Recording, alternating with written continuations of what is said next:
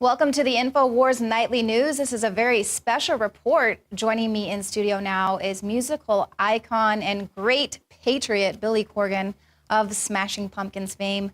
Now, you've obviously sold millions of records, you're back on the road, and now you are joining us here in our new studio here in Austin, Texas. Welcome back. But this is the old studio. So. Yeah, all the fans out there, all of your support helped to build this place. It's no longer a deep, dark cave of sadness. It actually feels welcoming.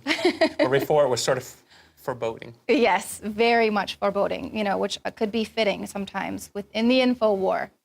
But so now you were on the Alex Jones show earlier today, and I thought it was just really prescient, speaking about breaking people out of this trance. And, I feel like we're truly living the Orwellian nightmare. And it's almost as if it's been programmed and preparing us for this, and the Matrix is here.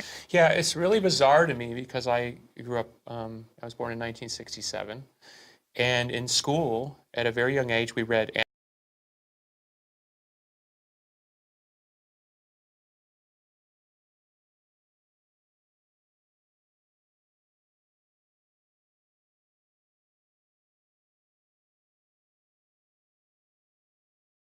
right, or to deny, because they don't want to admit that they've been had. Or disenfranchise their sovereign right to make an independent decision based on fact. It's got nothing to do with government surveillance, okay? And you could say, well, I disagree. So an observer would sit back and say, well, Lee Ann has an opinion, and this person over here who's invested in the series and put capital, and they believe in it, and they love it, and they think it's great for children or whatever. Have exposed your private These are things that we should discuss. So I like the idea, and I'm pushing for, and I.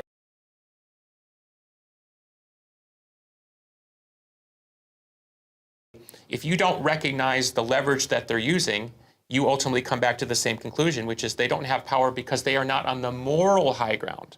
The moral high ground would be, I want to engage you because ultimately I believe that my argument will win over your argument, or I will place something in your heart like the mustard seed, like Jesus talked about, that will grow.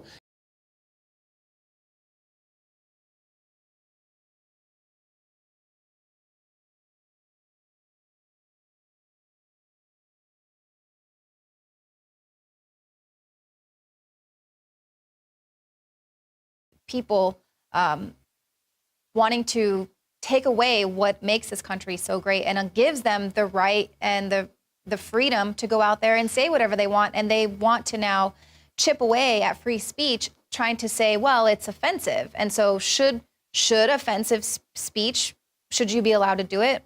Not everyone's offended by speech, so how do you? That's a fantastic question, and I'm going to say something that I think is probably the most important thing to me in everything that we're talking about. I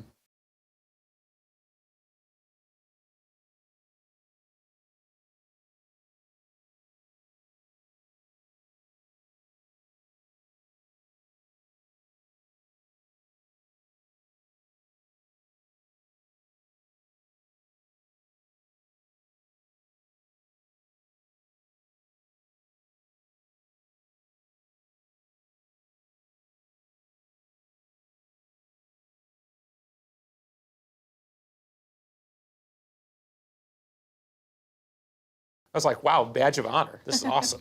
You know what I mean? I'm actually still dangerous, right? Yeah. Okay.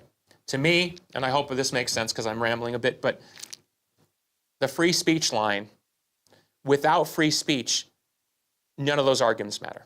Right. Not a one. Because once we lose that, there's no end.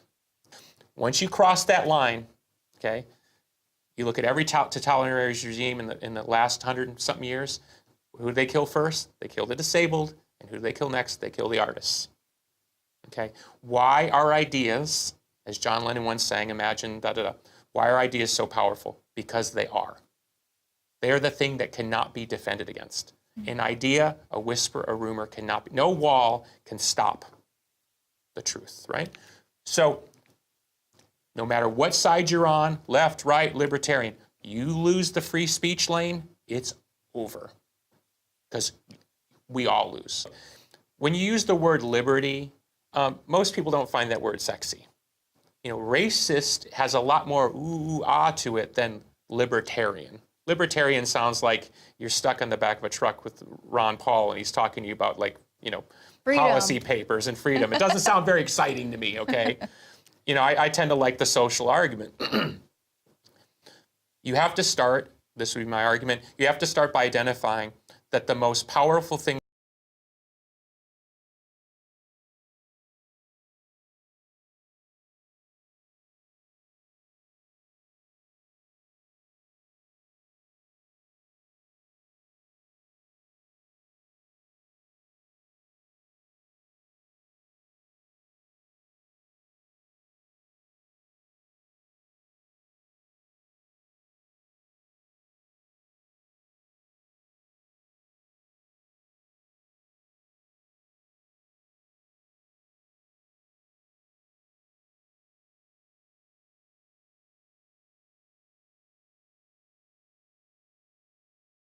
So if Twitter, for example, is full of people of a diversity of opinions, and you feel like, hey, it's capitalist, it's my idea versus yours, who tweets more, who gets more retweets, who says the right incendiary thing, who does the right mean, great.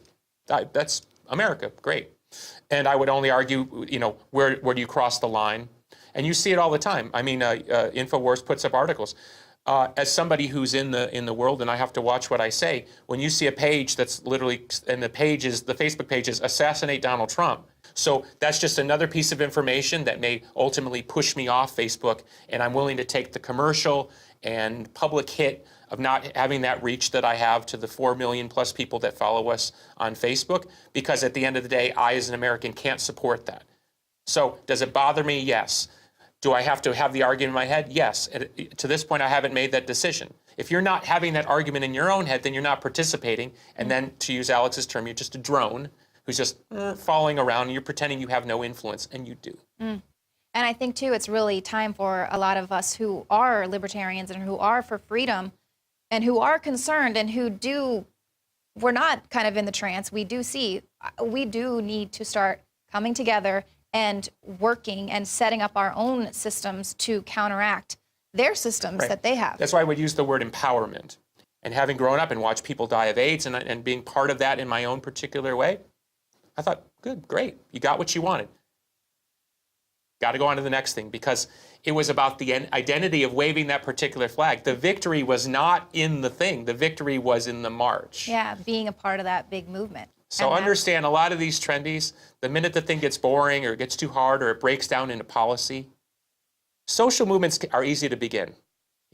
You're being disenfranchised. Yeah. Your vote counts. Yeah. When you get into the level of policy and regulation and sitting. Right. Yeah. Well, that's why a lot of people point out how, for instance, Bernie Sanders isn't really reaching a lot of people that are 30 and up or even 40 and up, because it's a lot of just young people that don't necessarily have the experience. 46% of Americans don't pay any form of tax, at least in terms of federal or state.